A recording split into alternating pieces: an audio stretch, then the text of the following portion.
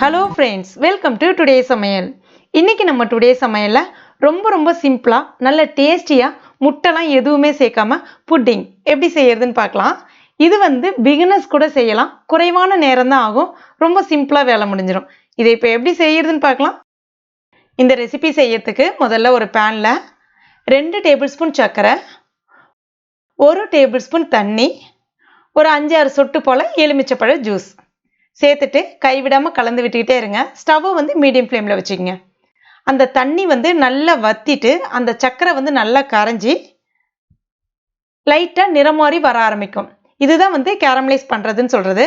இந்த கேரமலைஸ் தான் அந்த புட்டிங் ரெசிபிக்கு ரொம்ப டேஸ்டா இருக்கும். ஆனா இதை நீங்க இன்னும் கொஞ்சம் கலர் மாற விட்டுட்டீங்க அப்படின்னா கண்டிப்பா ஒரு மாதிரி கசக்கிற மாதிரி ஆயிடும். லைட்டா நிறம் மாறி வரும்போதே ஸ்டவ் உடனே ஆஃப் பண்ணிடுங்க. ஆஃப் பண்ணிட்டு அந்த ஸ்டவ்லேயே அந்த பேனை வச்சிருந்தீங்கன்னா அந்த பர்னர் ஹீட்லேயே பார்த்தீங்கன்னா உங்களுக்கு இன்னும் நல்ல நிறம் மாதிரி வர ஆரம்பிக்கும். இப்போ பாருங்க, நான் ஸ்டவ் ஆஃப் பண்ணிட்டேன். நல்ல நிறம் மாதிரி வர ஆரம்பிக்குது பாருங்க. இதுதான் சரியான பதம், கசக்காது. இதை இப்போ நம்ம ஒரு சில்வர் கிளாஸ் இல்லைன்னா கண்ணாடி கிளாஸ் இதில் ஏதாவது ஒன்றுத்துல நம்ம மாற்றிக்கலாம். அதில் நெய் அந்த மாதிரிலாம் தடவணுன்ற அவசியமே கிடையாது. ஜஸ்ட் நீங்கள் அப்படியே மாற்றினா போதும். இது இப்போ அப்படியே ஒரு வாரம் இருக்கட்டும். அதுக்கு அடுத்ததான் இந்த ரெசிபி செய்யறதுக்கு முதல்ல ஒரு பேனில் 1 கப் அளவுக்கு காய்ச்சாத பால், இது 250 ml அளவுக்கு இருக்கும்.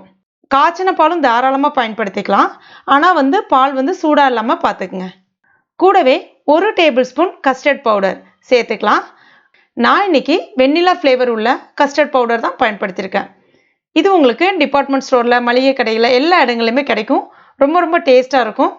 சப்போஸ் உங்ககிட்ட கஸ்டர்ட் பவுடர் இல்லை அப்படின்னா அதற்கு பதிலாக நீங்கள் கார்ன்ஃப்ளவர் பவுடர், சோள மாவு இருக்குல்ல, அதை 1 டேபிள் ஸ்பூன் அளவுக்கு சேர்த்துட்டு கூடவே 1 டீஸ்பூன் அளவுக்கு வெண்ணிலா எசன்ஸ் சேர்த்துங்க.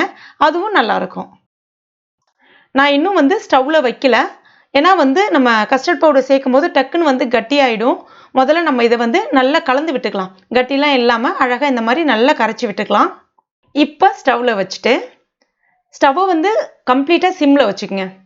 கைவிடாமல் கலந்து விட்டுக்கிட்டே இருந்தீங்கன்னா ஒரு 5 நிமிஷத்துல இந்த பதத்துக்கு வர ஆரம்பிச்சிடும். ஆனால் கைவிடாமல் கலந்து விட்டுட்டே இருக்கணும், இல்லைன்னா கட்டிப்பட்ட மாதிரி ஆயிடும். இப்போ இந்த ஸ்டேஜில் வரும்போது 2 டேபிள் ஸ்பூன் அளவுக்கு சர்க்கரை சேர்த்துக்கலாம். அவ்வளோதான். இது குயிக்காக ரெடி ஆகிடும். 5 நிமிஷம் தான் ஆகும் ஸ்டவ்வில் வச்ச பிறகு. இதில் நீங்கள் தேவைப்பட்ட ஏலக்காய் பொடி பயன்படுத்தலாம். நான் இன்னைக்கு எதுவுமே சேர்க்கல. ஏன்னா இதில் நம்ம ஏற்கனவே அந்த வெண்ணிலா ஃப்ளேவரோட அந்த கஸ்டர்ட் பவுடரை பயன்படுத்தியிருக்கிறதுனால நான் எதுவுமே சேர்க்கல. இதுவே டேஸ்ட் வேற லெவலாக இருக்கும். இப்போ பாருங்க, இந்த மாதிரி லைட்டாக இந்த பதத்துக்கு வந்த பிறகு இதை நம்ம ஏற்கனவே ரெடி பண்ணி வச்சிருந்தோம்ல, அந்த கிளாஸில் சேர்த்துடணும். சேர்த்துட்டு லைட்டாக அப்படி மட்டும் டேப் பண்ணி விட்டுக்குங்க. இதை இப்போ நம்ம ஃப்ரீசரில் வச்சிடலாம். ஃப்ரீசரில் வச்சிங்கன்னா கரெக்டாக உங்களுக்கு 1 மணி நேரத்தில் சூப்பராக செட் ஆகிடும். அதுவே நீங்கள் வெளியில் வச்சிங்க அப்படின்னா, ஃப்ரிட்ஜ் இல்லை வெளியில் வச்சுக்கலாம் அப்படின்னா தாராளமாக வச்சுக்கலாம். கிட்டத்தட்ட ஒரு 3 மணி நேரம் ஆகும் செட் ஆகிறதுக்கு. ஆனால் இது சில்லுன்னு சாப்பிட்டாதான் அந்த டேஸ்ட் ரொம்ப அருமையாக சூப்பராக இருக்கும். நான் 1 ஹவர் அப்படியே இருக்கட்டும் அப்படின்றதுக்காக வச்சுட்டு இப்போ எடுத்திருக்கேன். அதாவது ஃப்ரீசர்லேருந்து எடுத்து ஒரு 10 நிமிஷம் வெளியில் வச்சுருங்க. அதுக்கப்புறமா லைட்டாக கத்தியை பயன்படுத்தி ஓரங்களில் எடுத்து விட்டுட்டு இப்படி ஒரு தட்டு தட்டினீங்கன்னா சூப்பராக அழகான ஒரு சூப்பரான சிம்பிளான புட்டிங் ரெடி ஆயிடுச்சு. இது அவ்வளோ டேஸ்ட்டாக இருக்கும், அவ்வளோ சாஃப்டாகவும் இருக்கும். நான் உங்களுக்கு அழகாக ஸ்பூனால் எடுத்து காமிக்கிறேன் பாருங்கள். எந்த அளவுக்கு சூப்பராக வந்திருக்கு பாருங்கள். ரொம்ப டேஸ்ட்டாக இருக்கும். கண்டிப்பாக உங்கள் வீட்டில் ட்ரை பண்ணி பாருங்கள். நல்லா சாஃப்டாக உள்ள சூப்பராக இறங்கும். பொதுவாகவே புட்டிங் அப்படின்னாலே முட்டை சேர்த்து பயன்படுத்துவாங்க. இதில் நம்ம முட்டைலாம் எதுவுமே சேர்க்காம செஞ்சுருக்கோம். ரொம்ப டேஸ்டியாக இருக்கும். கண்டிப்பாக நீங்களும் உங்கள் வீட்டில் ட்ரை பண்ணி பாருங்கள். முக்கியமாக குட்டீஸ் ரொம்பவே விரும்பி சாப்பிடுவாங்க. ட்ரை பண்ணி பார்த்துட்டு மறக்காமல் எனக்கு கமெண்ட் பண்ணுங்கள். இந்த வீடியோ உங்களுக்கு பிடிச்சிருந்ததுன்னா லைக் பண்ணுங்கள். உங்கள் நண்பர்கள் மற்றும் ஃபேமிலி மெம்பர்ஸ் கூட மறக்காமல் ஷேர் பண்ணிங்க.